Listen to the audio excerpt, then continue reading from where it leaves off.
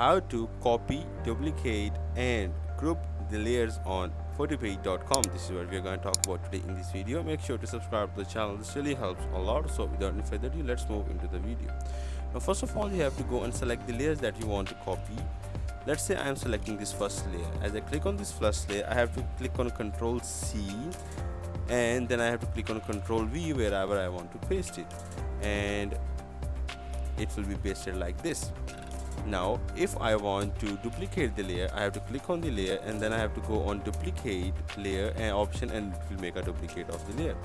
Now if I want to select and make a group of the layers, then I have to click on this layer by pressing on Control or Command option on your PC or iOS device or Mac device. Then I have to select the layers.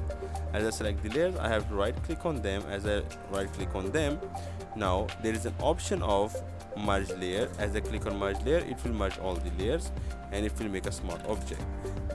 Then I can do another thing is go around Control C on PCs and Control G on PCs and Command G on your iOS device. That will make a group of this thing. Now let's say I am pressing Command G, and now a new folder is created in which it is a group.